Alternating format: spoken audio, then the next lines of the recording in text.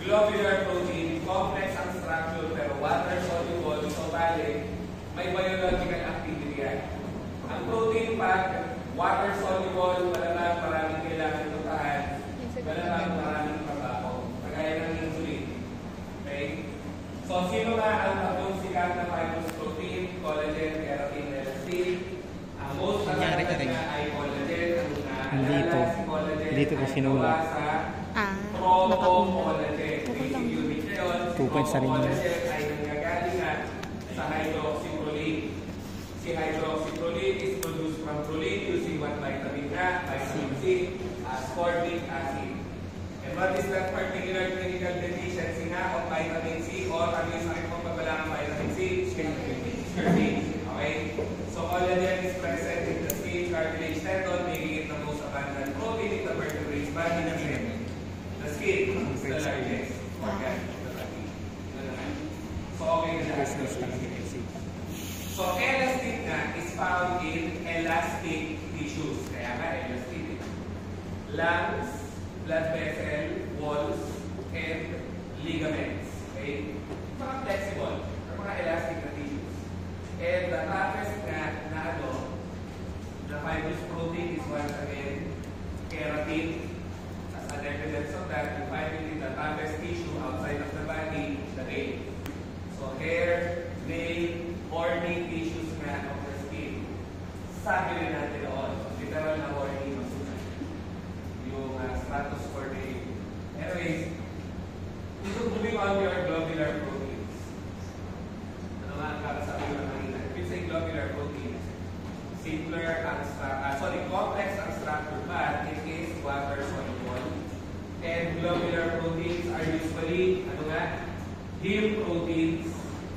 And when you hear heme proteins na, the most common would be hemoglobin, myoglobin.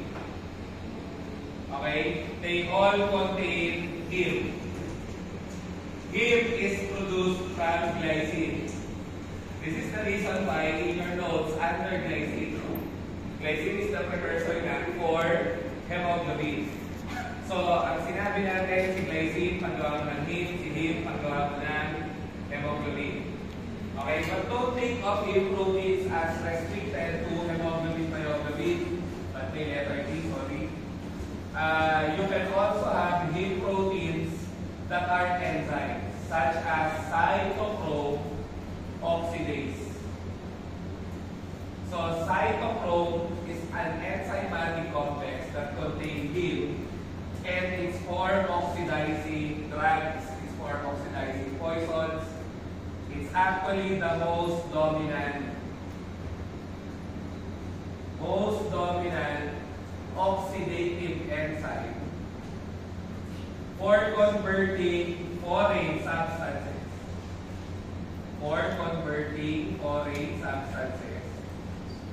to water-soluble forms. Ayan na.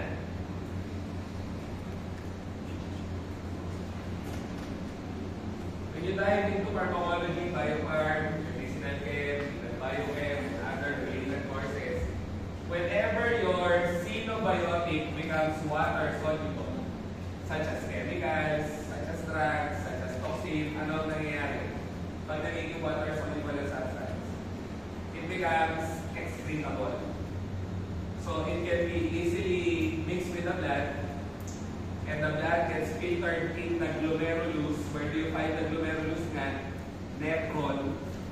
And the nephron eliminates the metabolite through the urine. So basta nagiging water-soluble, mas lalabas sa sistema natin. Either sa urine or sa bubo. At ang number one detoxifier na ng mga lason-lason na yan, gamot, chemical, poison, cytochrome oxidase nga. What is that cytochrome found in the smooth ER? Yun. Exacto. Talaga naman. Cytochrome P450 is a cytochrome oxidase mixed function oxidase. Sabi natin ng conjugate. Okay? So, heme protein.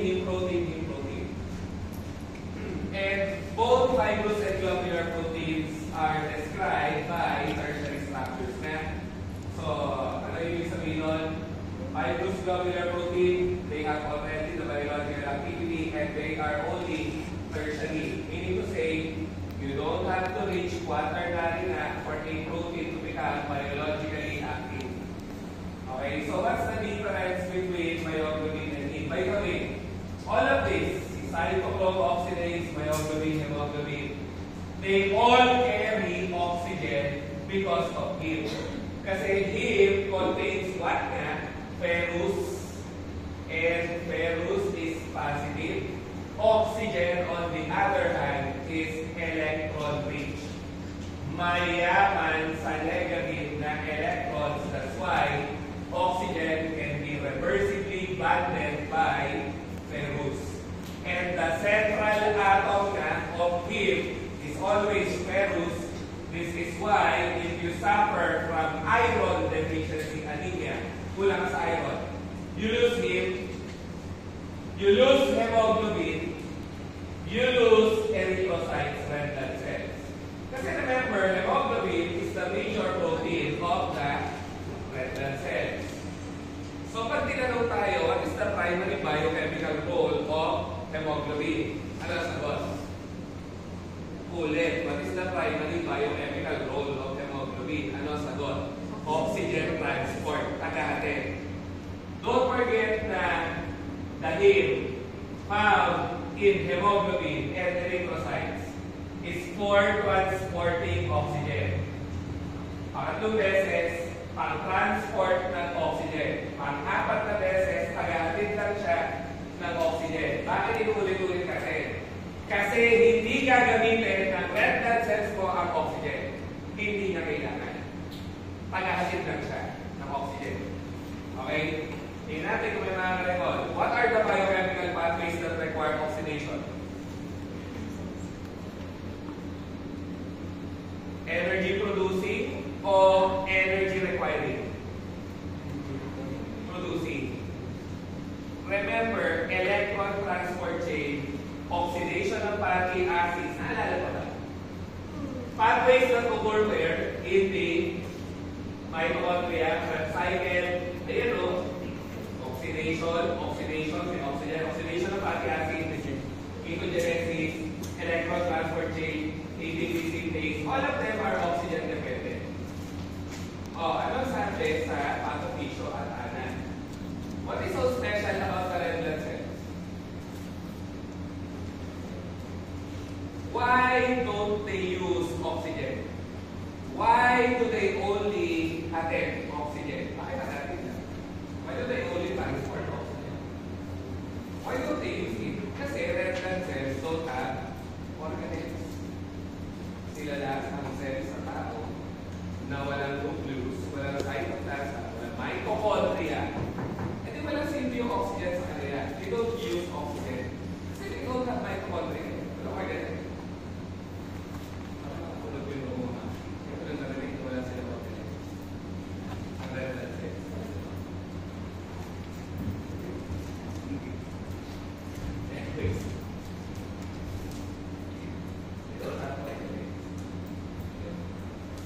So let's focus now on the two common types of globular proteins, myoglobin and hemoglobin. So hemoglobin is for oxygen transport. How about myoglobin? Oxygen storage. Where? Ano yung myo? Muscle. Muscle. And the muscles need stored form of oxygen. Or needs to store oxygen. Ulit-ulit ha. Oxygen is for what? Energy production. And therefore, muscles need constant supply of energy. So if you lose oxygen in the muscle, muscles lose energy. And that's dangerous when talking about the heart. The heart must always have energy, right? Alright. Walang wrong answer, no? Walang wrong function. Kasi the heart needs all contracting. Therefore, the heart needs to have a constant supply of energy. Therefore, constant supply of oxygen.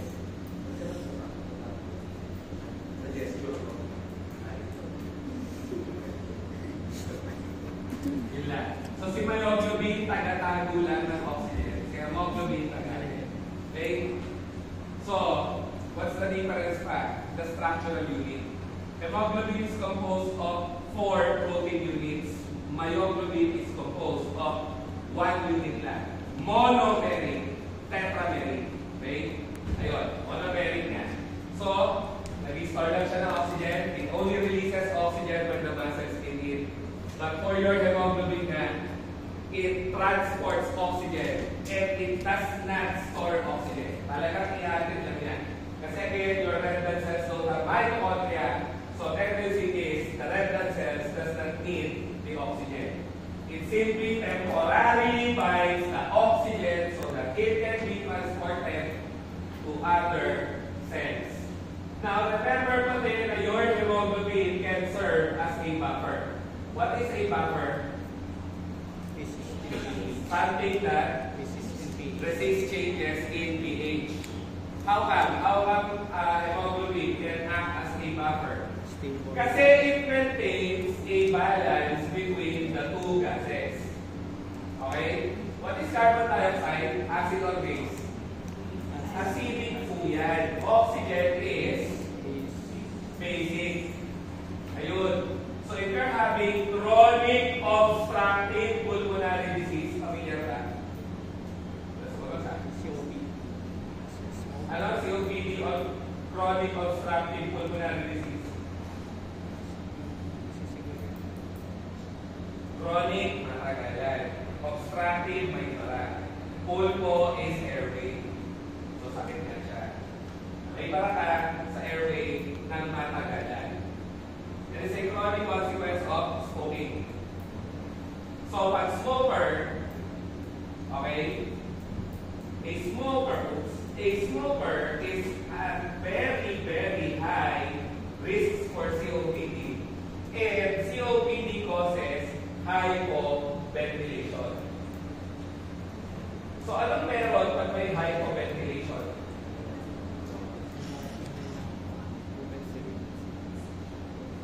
There is carbon dioxide retention. Hindi mo na e-exhale eh. Kasi hypoventilated ka, hindi ka masyado humihinga. So the problem here is carbon dioxide gets retained in the lungs and it will cause pulmonary acidosis. Pulmonary acidosis causes damage. So sa COPD, there's already damage of the airway. Carbon dioxide retention can also further damage the airway. There's carbon dioxide retention because of hypoventilation. So you need your hemoglobin to maintain a balance between the two so that you can exhale carbon dioxide and you can inhale oxygen. Kailangan mapanatili niya ang balance. Ulitin ko ha. Si hemoglobin, ang trabaho, inattend ang oxygen sa cells and tissues, susunduin naman niya si carbon dioxide. Okay? And that is to maintain a good oxygen-carbon dioxide balance in cells to prevent alkalosis and acidosis. Kasi our cells need to be neutral. Diba? So yun. Hemoglobin. Okay? So yun ang trabaho niya. Sorry. So these are the biomedical implications of hemoglobin and myoglobin. So first and foremost, we have this disease known as methemoglobinemia. I'm not sure if you've heard, no? What is methemoglobinemia? Parang daan natin sa inward part eh. Yata. So again, hemoglobin normally contains ferrous. Diba? And in the presence of oxidants, oxidant poisons, oxidant drugs, the tendency is hemoglobin is converted to, or the iron in hemoglobin is converted to ferric. Ano nga sabi ng chem teacher nyo?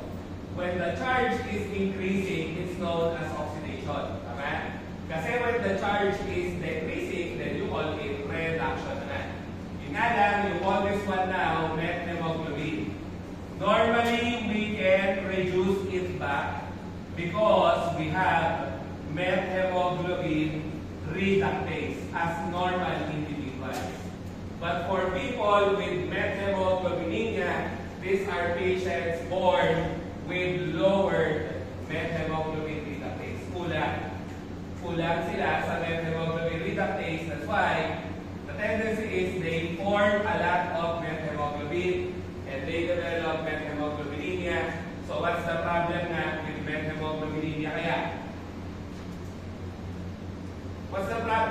positive 3 iron. Choices.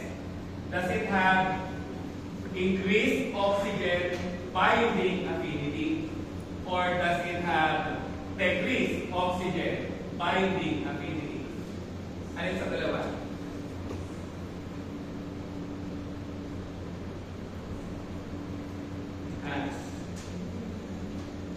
Ano? Chemistry. Ito na po, nag-estudyante ko ng word. Ano? Decrease? How do you look at your oxygen? Using your octet rule, everything.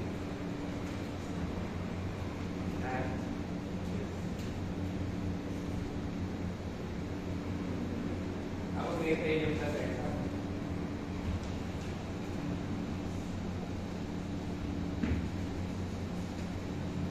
Increase or decrease?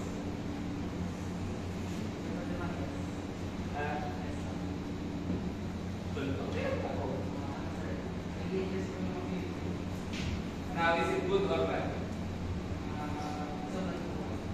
Basta, generally speaking, good or bad?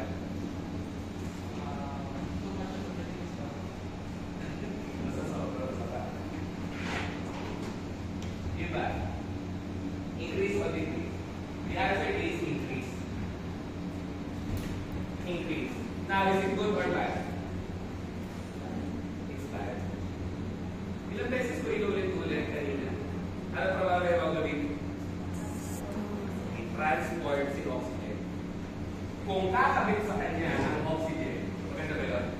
Kung mas kakabit sa kanya ang oxygen, maganda ba yun? Hindi. Kasi hindi na niya matatransport. Will not be able to transport oxygen anymore because this is now positive 3. Oxygen is electron rich. So the binding of heavy with oxygen or molecular oxygen is now higher. And therefore your blood will fail to release oxygen to cells and tissues. Okay? At pinagdadapatihan siya sa review centers. Iba kasi marami ang sagot, decrease oxygen activity. Just look at the structure of your oxygen. It has a lot of negatively charged electrons. This one is having a higher positive charge. This one is having a lower positive charge. So the one with a higher positive charge, diba, should have more binding capacity. Kasi this one is negative, this one is more positive. So the binding is binding. Or the binding or binding is more tighter. Sorry, so yun. Now, how about sickle cell anemia? Sickle cell anemia. This is the normal red blood cell. This is a sickle-shaped cell. Bakit? Sickle cell shape. Okay? Hugis karet. And this is an effect of point mutation. We will dive into this in the last module. Point mutations usually involve exchange for one amino acid for another. So it's valine for glutamate. Some books kasi say it's valine for leucine. That's wrong. Kaya ka nilagay ko not leucine. Isipin din natin, what is valine? Polar and polar. Non-polar branching. What is leucine? Non-polar branching. Meaning to say, they have the same physicochemical properties. So if you are replacing valine for leucine, that's actually nonsense. Kasi they have the same property. But if you're replacing valine for glutamate, then it's a huge problem. Kasi valine is what? Non-polar branching. Glutamate is what? Polar, acidic, negatively charged. Magkalayo ang property. You can expect that the effect is very drastic. Ang sinabi natin, pag may napapalitan na amino acid, kung may amino acid ka napapalit sa isa na magkakaroon lang ang property, okay lang, kawin lang eh. Pero kung ang exchange for the amino acid ay magkaibang property, okay, malaki ang problema mo. So this is the sickle cell anemia.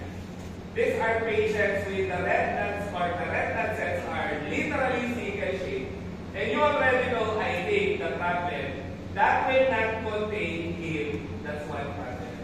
Another would be it's prone to agglutination. And what is agglutination? Aggregation. Pag nag-aggregate ang red blood cells, what happens? It forms. Good news ba yun? If your blood is forming blood clots, hindi. Because the blood clots will get lodged into blood vessels and cut off blood supply. And therefore, blood will not reach those affected organs. Or, ang dugo, hindi makakarating, syempre, sa mga organ na kung saan yung blood vessel ay nabaran.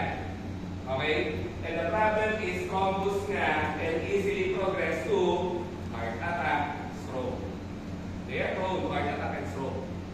Kasi heart attack is due to, usually, a thrombus lodged into your coronary artery and also cholesterol, lipids, etc. Alam natin, diba? So, yun. So, that's sickle cell anemia. Okay? So, is there a treatment? Of course, wala. Kasi this is an genetics. The only thing that can help these people survive is blood transfusion and cleanse of the blood through dialysis. Dialysis to remove the agglutinates. Yung mga nagkumpulan na dugo, tinatanggal through dialysis, tapos sasalinan ng bagong dugo. No choice eh. Kasi wala namang ibang treatment. And for methemoglobinemia nga lang, sorry, I forgot to explain. Methemoglobinemia, okay, will cause formation of ferrings.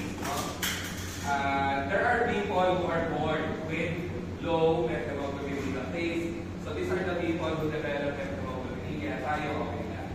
Methemoglobinemia is actually treatable somehow or manageable. You simply use methylene blue. Methylene blue, sa nyo nakita sa microlab. Nag-explain na kayo, di ba? Oh. Using methylene blue, ano pa? Anyways, ano gamit ng methylene blue? Acid. Sige, staining reagent or ano? Gram staining ba? Hindi. Ang gram stain, crystal violet, iodine, alcohol, saccharine. Acid fast. Acid fast. Carbon bucine, acid decolorizer, methylene blue. And what are acid fast bacilli? Mycobacterium, tuberculosis. Matulog ako ng nila. Anyways, nasa notes yan, lecture siguro. Anyways, methylene blue, yes, is a dye that can mechanism of action. Mechanism of action. It can activate methemoglobin reductase. Okay? It can activate the genetic expression of methemoglobin reductase so your pharynx converted to ferrous. Okay? Nakuha ba? Kaya i-activate yung enzyme na kulang, kaya manageable ang methemoglobin niya. So what is the advantage of sickle cell anemia? Don't get me wrong. This is bad, of course, because there's no treatment. But somehow, they have an advantage.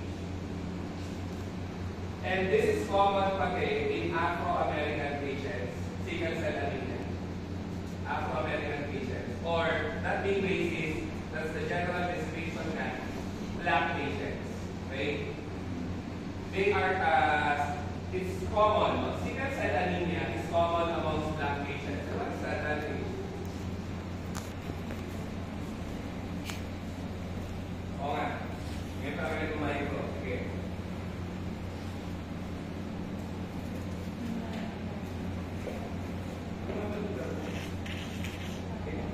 Malawag pa, di ba? Endemic. Sa inyo. It's natural. Natural sa inyo to. Kasi it's harbored by female Anopheles mosquito.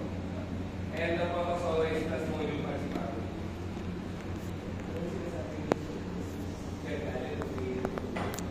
Okay. Malaria is a parasite. Is a disease caused by a parasite. I just recited the parasite name, Plasmodium.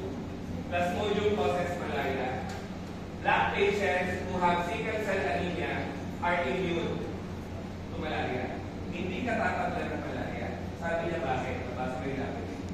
Malaria kasi or Plasmodium feeds on him. They use him to survive. If you have sickle cell anemia, you don't have him. And therefore, Plasmodium won't survive. Wala silang pagkain. Okay? But again, don't get me wrong, it's not an advantage per se. Diba? Yun lang. Kasi overall, mahirap magkaroon ng sickle cell anemia. Lagi kang naglilinis ng dugo, lagi kang salita ng dugo. Diba? So yun. Pero immune ka sa malaria. Okay? Now, thalassemia is a more severe genetic mutation wherein you're losing peptides in your heme and hemoglobin. So you form abnormally low red blood cells talaga.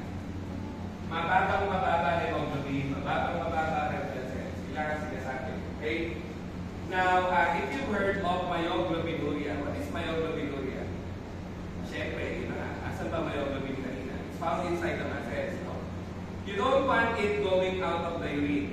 It's a sign of muscle damage. And if the urine of your patient becomes dark brown, that's very dangerous kasi myoglobin po is easily precipitated in acidic urine. And when it's precipitated inside the acidic urine, that contributes to sudden acute renal failure.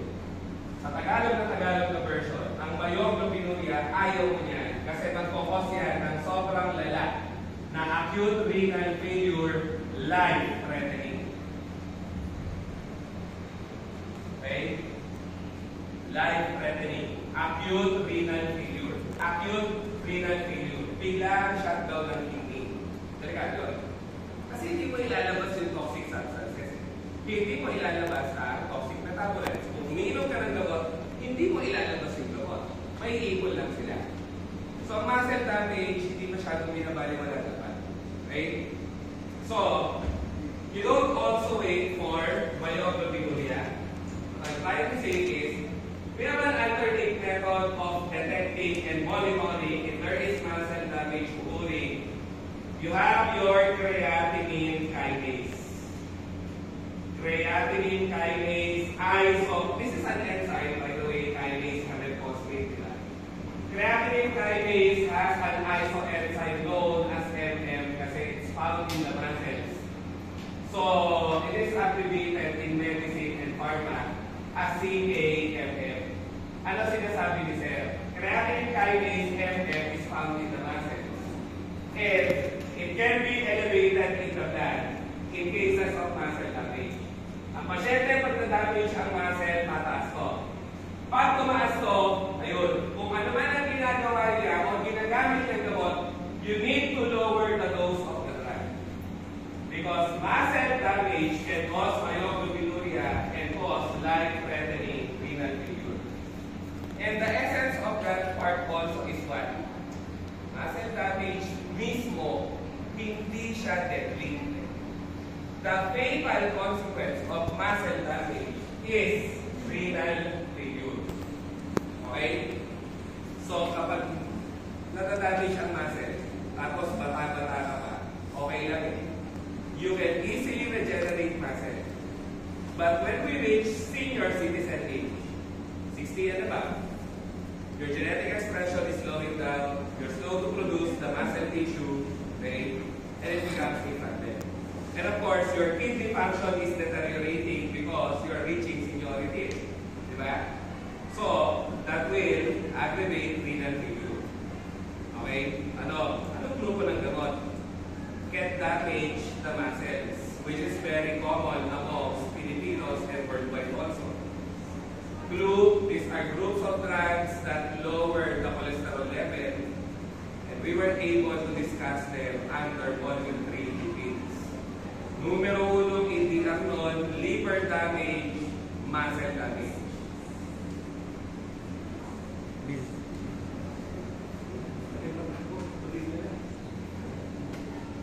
Statins. Simvastatin, atorvastatin, rovastatin, fluvastatin, di ba? Tama? So wala pa kayo nakikita pa rin na relative na nakastatin. Wala pa rin. Statins are known as, ano nga ulit, HMG-CoA reductase inhibitors. It's the enzyme, it's the first covalent enzyme in cholesterol biosynthesis na nga. And your inhibitors of those, okay, can lower the cholesterol, but they can also cause muscle damage. And usually, there is muscle damage. Why? How do you lower cholesterol? Do you take the drug overnight and your cholesterol will be normal already tomorrow? Hindi, no? You lower your cholesterol by taking the medication for a long period of time. Minimum time frame is 4 to 8 weeks. Imagine, no? 1 month to 2 months bago ka pa makaramdam ng maliit na decrease ng cholesterol pala. So you'll be taking it for a year longer than 1 year, longer than 2 years. Therefore, there's a chance of muscle damage. So you don't wait for the patient's urine to turn dark brown. Kasi if the patient's urine is going dark brown, then the kidneys are shutting down. Delikado ito. You might replace or transplant the patient's kidney. Ayaw natin. You're creating a more serious problem. The initial problem was cholesterol levels were high. You treated it with statins. But your treatment caused a new problem. And this is how you work as a clinical pharmacist. When you recommend an intervention, be sure na you're aware of the potential problem that occurs after. Be sure you're choosing an intervention or treatment that will not create a new problem. And that's the wonder of pharma. But yeah, I know it's also difficult. Kasi it requires a lot of medical knowledge. Okay? Ayun. So mga mag-bebel, at dapat meron na ang thinking nyo as early. Para mag-bebel na naman. Anyways. Bakit? So again, you don't wait for myoglobinuria, you look at the CAMM. Kaya, as a friendly advice, no, how are your relatives? Are they, who are taking the statins? I hope they are having their CAMM measured. Sila lolo, sila lola, na nakasimbastatin. Usually kasi simbastatin is mura or cheap. And if they are taking it for a lot of years already, even if they are feeling normal, kailangan ma-check ang CAMM. Kasi minsan ang muscle damage, walang napipil. Magugulat ka na lang, nagkikidney failure na. Delikado yun. Hindi na nag-shutdown yung kidney nang wala siyang napipil. So, parang may nakakalalit ko kayo. Pero ano kayo na nangyari? It's like dark door. Ayun. That's the first symptom of muscle damage. Saan? Usually leg. Bato. Oh yeah, shoulder. Frozen. Parang matigas. Masakit. Anong statin niya? Dapat ibaba ang dose ata. Ilang buwan na? Oh, you should go to the physician and ask for a lower dose sana. Ilan taon to? Oh, see? Yan na. Muscle damage. 60 na eh. Diba? And that's the thing is, no pharmacist is looking at it. Diba?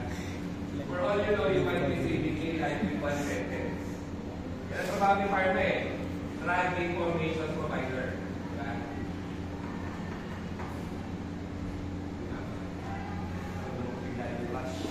Anyways, so what are the common causes of anemia? Lowering of iron from the diet and iron intake, lowering of vitamin B9, lowering of vitamin B12. So if you're deficient with iron, what's your anemia? Iron deficiency anemia. What's the synonym nga of iron deficiency anemia? Hypochromic. Nasabi ko na yung tanong. Hypochromic microcytic anemia. Meaning to say, your blood is lacking color, maputla. Baga, maliit ang cell, mababa ang red blood cell. Pinagalag ko lang lahat. Yan ay indicated pag nakita natin ito sa mga medical terminologies at medical charts. Ngayon, ano kadalasan ang sakit mo pag mababa ang B9? Megaloblastic anemia. B9 na. Megaloblastic anemia. Kadalasan. What is megaloblastic? Lumalaki dahil immature yung cell at malaki, hindi siya lumalabas ng bone marrow. So ang ending, yung nasa dugo mo na red blood cell, makaba. Anemic ka na. Kasi nasa bone marrow mo lang yung mga red blood cells eh. Kasi masyado silang malaki to go out of the bone marrow. B12 causes a more severe form of anemia. We call it pernicious anemia. We will discuss this under vitamins na lang. Okay? Yun. Kasi mahaba masyado. Kasi yung isa, ang sobrang bato eh. Ha? Dito? Yun, galing ka. Sira na naman ka ko ng lasing. Wala. Mas pwede tama lang sa place natin. Anyway, so yun. Eto na. Do you have a relative that is a diabetic at home? Paano nyo na-monitor? Paano nyo nalalaman na umiinom ng gamot sumusunod sa diet? Ano usually tinitingnan? Glucose, di ba? Kasi madali ang glucometer eh. Right now, pwede mong gawin sa bahay. Sugatan lang yan, piprick lang yan. Lagay sa glucometer, labas ang reading. So as a normal fasting blood glucose, Yun nga. Hindi ba yan? in terms of milligram per deciliter. Kung millimole per liter, sige, less than 4 millimole. Okay? Millimole per liter. Isang liter or ml. Milligram per deciliter ilan? Less than 105. Ulitin ko, less than 105. Pag ikaw ay 105 to 120 na, yun yung dating normal.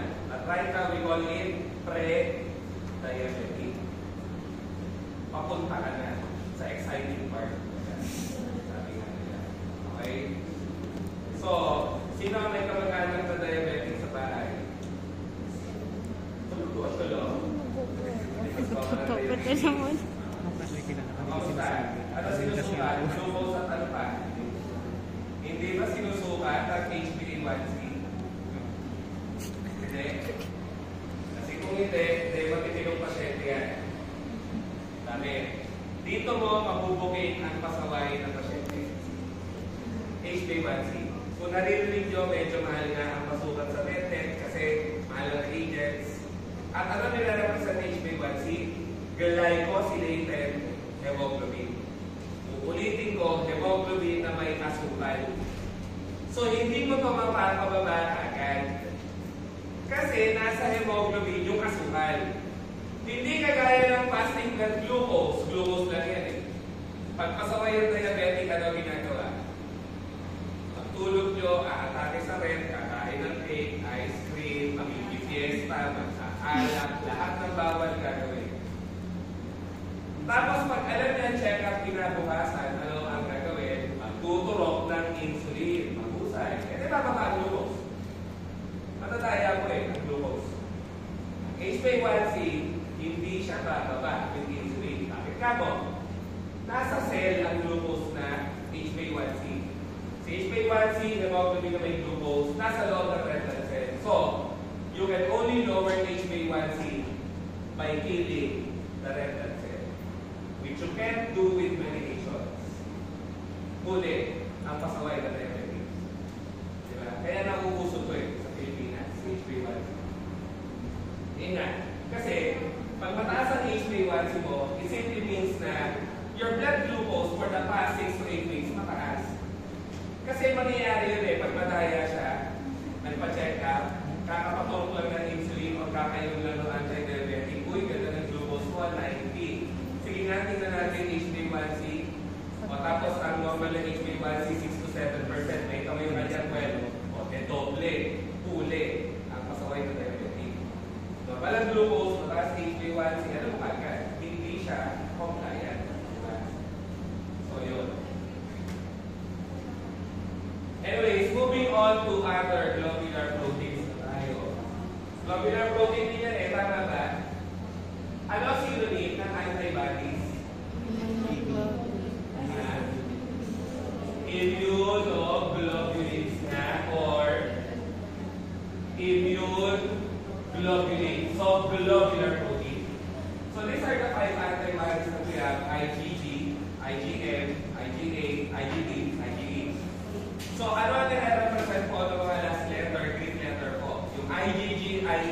immunoglobulin gamma at siya ang most abundant. Okay? Most abundant. Siya lang din ang antibody na naipapasa ni nanay sa unborn fetus kasi siya lang ang nakakatawid ng placenta. Okay? Siya lang ang nakakatawid ng placenta. Si IgM naman ay by the way, nagay ko lang, gamma. IgG, gamma. Immunoglobulin gamma. Hindi tayo pamilyar sa spelling and nilagay ko na, gamma. Si IgM nga ay mu, mabilis at malaki. Binabanggit ko na gano'n. Kasi it's the fastest antibody and it's also the largest. Okay? So mu. Symbol for mu, spell out of mu. Okay? Mabilis at malaki. It's the first antibody na nag-a-appear during an acute infection and during vaccination. Anong concept sa vaccination pala? Ano yung tinutulong sa atin pag pinapakunahan tayo? Ayos lang ba? May bakuna. Bakit nag-COVID, yun na lang yata na sandahan natin na may bakuna. At tayo bakuna eh. May bacteria for ba? May bacteria. May vaccine for bacteria. May vaccine for virus. Etc. Etc. So ano ang principle sa vaccination or immunization? Tinutulungan ka ng mikrobyo. It can be the entire microbe or parts of the microbe. Para makilala. Yun yung first exposure mo eh. Pag pinakunahan ka, kung pediatric ka pa, baby ka pa, the same polio vaccine. Di ba? The polio vaccine contains either live attenuated. Ano yun? Pinatay na virus. Although hindi talaga patay na virus. Or buhay na virus siya, terminated lang. Pero wala naman talaga buhay ng virus. Yun lang talaga term. So, you are being exposed to the poliovirus so that your immune system knows how to respond to the poliovirus in case you drink water with polio. So, para pinapakilala sa sistema mo muna yung microbiome, para yung immune cells mo sanay na. In case ma-expose ka ulit sa microbiome na yun, okay na, kilala na namin yan, kaya na rin patayin yan. Yun ang konsepto ng bakuna. Okay?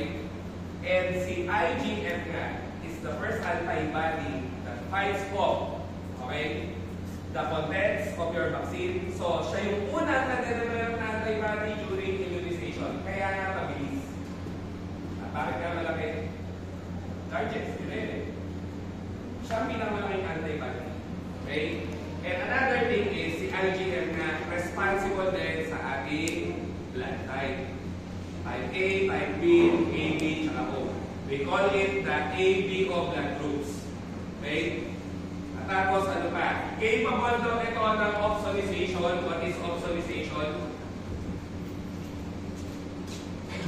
Tinatanong sa micro nga lang. It's the hindi ba pag-late pumapasok hindi nila alam, kita ko rin sa salamin dito. Sabi ko siya. Kita ko siya.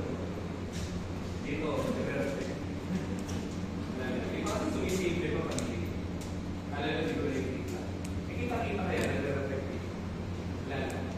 Now you know. Ability of the antibody. Hindi mo na late, di ka sa salamin.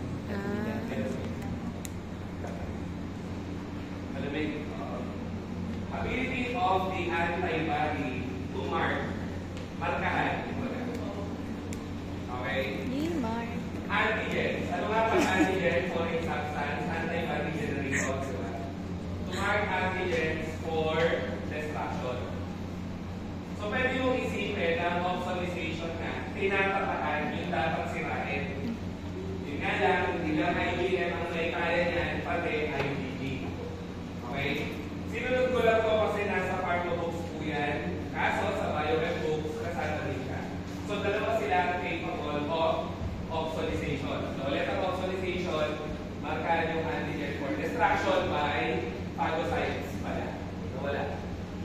Ano ang mga cells na kaya mag-phagocyte na or mag-phagocytose? Macrophage kadalasan. Okay? So, yun.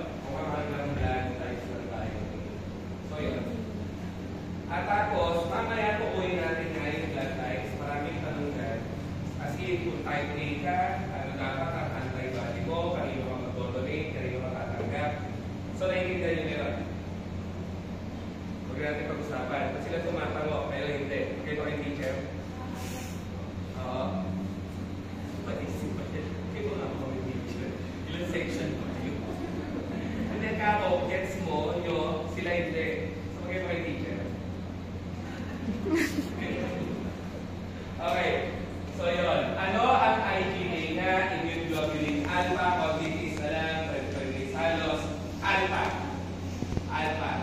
Si alpha yung nakikita sa laway, luha, pawis. Opo, may antibody ka sa secretions na. Okay? Yun lang. Si IgD delta wawenta kasi is common. Wawenta. IgD delta wawenta. Is common eh.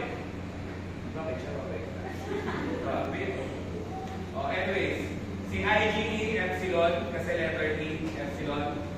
Masyadong mababa, dito na lang. Yan ang symbol ng E or epsilon. So, ano sabi ng ating dispensing book sa pharma o books? Siya yung antibody na nagpa-participate sa panggugulo or pang-distort ng mast cells na. O, tingnan natin. Ano sa pathogen? Pathogen, pathophysiology, ang mast cells. Cells na may laman ng histamine. Ano yung histamine? Nag-cause ka ng allergy. Ibig sabihin, si IgE sumasali sa reactions na allergic. Kaya siya ay involved sa allergy. Ano lang sa tandaan? IgE, allergy. Sino ba yung limutan? Okay? So, eto na tayo sa usapang blood type. Again, sino responsible sa blood type natin? Si IgG, IgM. IgM. Mabilis at malaki. So, kung hindi nyo naman yan, eto tayo sa principles, tapos isa-summarize natin mamaya. Simple lang naman ang context or concept. Kung ano ang antigen mo, siya ang blood type mo. Okay? Isa pa, kung ano yung antigen mo, siya yung blood type mo. At ano sabi natin module 2? Yung antigen mo ay gawa sa carbohydrates o ligosaccharides. Yung antibody mo, ang protein. Ano ulit yung antibody? Immune globulin G na. Ay M pala, sorry. IgM na. So lahat ng nakikita natin dito na antibody ay mga IgM antibodies. Lahat. Okay? Ito lang. Kung ikaw si type A, ang antigens mo nga ay A. Kung ikaw si type B, ang antigens mo nga ay antigen B. Okay? Kung ikaw si type AB, meron ka both antigen A, antigen B, kaya nga AB. Kung ikaw si type O, then kalbo. Kalbo. Walang antigen. Kaya nga O eh. Okay? Ayun. Kaya gano'n ang itsura niya. Parang kinalbo. Diba? Walang asukal. Okay? May time mo ba dito?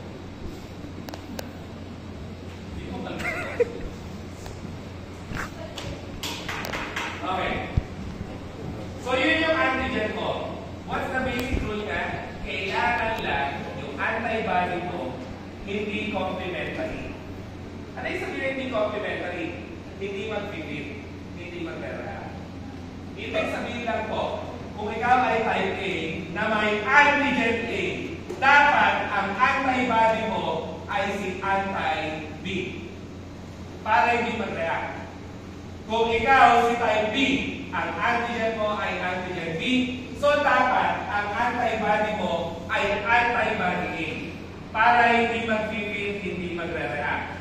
Kasi po, kung ikaw ay may antigen B, tapos ang naging antibody mo ay si antibody B, magkaka-problema ka dahil magre-react sa isa't isa yan, lalaki ang corpuscle mo dahil may nakatouch na protein na eh. Pag lumaki ang corpuscle cell, mag-agglutinate siya, mamumuo. Kaya dapat, yun lang ang concept na tatandaan mo doon eh. Kung ano yung antigen mo, dapat hindi tutugma ang antibody mo. So kung ikaw si type B na may antigen B, ikaw ay may antibody A. Na ang tawag ni Morton Examiner, kaya nakakalito, kaya maraming nadadali, hindi naman talaga ang tawag sa kanya, anti-A. Anti-A yan. Pangontra sa antigen A kasi. Kaya anti-A. So kung type B ka, may antigen B ka, may anti-A ka dapat. Hindi ka pwede magkaroon ng anti-B. Ang magkakaroon ng anti-B ang mga pasyente na antigen A ang meron. Para walang reaction. Di ba? Pinaliwanag ko muna maigi yun, madali na yung susunod. Kung ikaw si AB, ano meron sa AB? Meron ka both eh. Meron ka both antigen A at antigen B. So dapat yung dugo mo malinis sa antibody. Okay?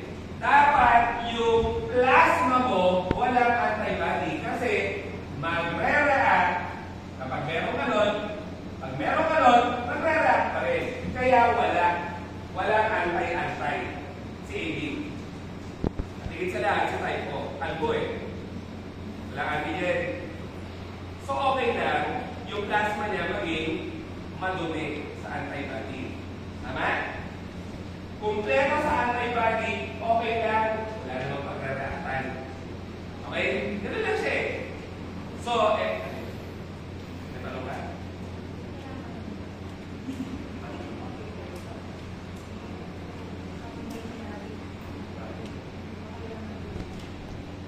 Hindi, ano lang yun? Metaphor lang yung madumi. Madumi kasi puno ng antibody. Okay? Ito malinis sa antibody. Kasi wala. Zero antibody. Okay? Hinahayaan ko talaga pag-singin muna. Antigen A, mag-react yan sa anti-A. Kaya kung ikaw si type A, dapat ang meron ka anti-B. Kung ikaw si type B, dapat ang meron ka anti-A. Dapat wala reaction eh.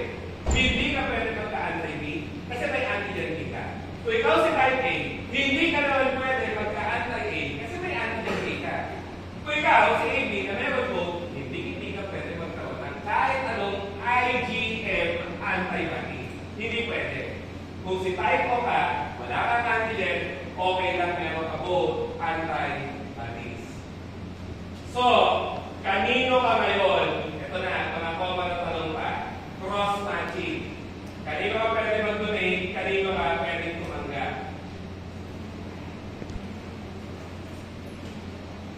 Sige nga. Type A, Type B, Type AB, Type O. Kung ikaw ay Type A na mag-donate sa katitingin, sa antigen mo, syempre. Diba? Pwede ka ba mag-donate sa kapwa mo? Pwede. Kapwa mo yan eh. Natural lang, kapwa mo. Kung ikaw ay type A, pwede ka ba mag-donate sa B? Hindi. Magdeta ka. Kung ikaw type A, pwede ka ba mag-donate sa AB? Yes. Malinis. Diba? Pwede ka mag-donate sa AB. Kung ikaw ay type A, pwede ka ba mag-donate sa O? Hindi pwede. Magre-react kasi. Yun lang siya eh. So, diyan ka lang pwede mag-donate. Kung ikaw si type B, pwede ka ba mag-donate sa A? Hindi. Magre-react. Pwede ka ba mag-donate sa kapwa mo? Natural, kapwa mo yun eh. Pwede ka ba mag-donate sa AB? Of course, malinis. Kaya dyan ka lang pwede mag-donate kasi hindi ka pwede mag-donate sa O. Magre-react. Ganun lang siya. Kung ikaw si type AB, madumi sa antigen ang dugo. So, can you donate to type A? Hindi. Can you donate to type B? Hindi pa rin. You can donate to your own blood type, of course. Can you donate to type O? Hindi. Magre-react. Kaya, dyan ka lang pwede mag-donate kung AB ka. Sa kapwa mo. Okay, ito muna. You're looking at the antigens. Type O, 0 antigen. Malinis eh. Can you donate to A? Can you donate to B? You can definitely donate to A. Malinis. Universal. You can donate to your own self. Don. So, Ayun. siya yung universal donor. Ano yung accept? Doon kinuha. Okay? O tapos, next. Okay. Can receive from ka naman. If you're the recipient, then you look at your own antibodies. Okay? If you're type B, can you receive A? Mali. If you're type A, can you receive A? Siyempre. Ang sinabi ko, kung ikaw ay type A na may anti-B, pwede ka ba tumanggap ng dugo na A? Pwede. Kapwa mo yan eh. Pwede ka tumanggap ng tapa. Dito na tayo umitingin. If you're type A, can you receive type B? No. Magre-react. Kaya hindi pwede. If you're type A, can you receive AB? No. If you're type A, can you receive O? Yes. Bakit go sa AB? May antigen B yung dugo. Ikaw, may anti-B ka as the type A recipient. Magre-react yung dalawa. Kaya, ang pwede mo lang tanggapin ay A and O. O, dito tayo. If you're type B, can you receive type A? No, there's reaction. Can you receive type B? Of course, that's your own. Kumbaga. You cannot receive AB because there's a reaction, but you can receive type O. Ito na, kita na yata sa isang tingin. If you're type AB, you don't have any antibodies. So you can receive all. Kasi no antibody eh. Kaya, siya naman ang universal recipient. Doon lang galing yun. Okay? And lastly, kung ikaw ay type O, kita mo na eh, no? If you're type O, can you receive A? No. Can you receive B? No pa rin. Can you receive AB? Totally no. Magre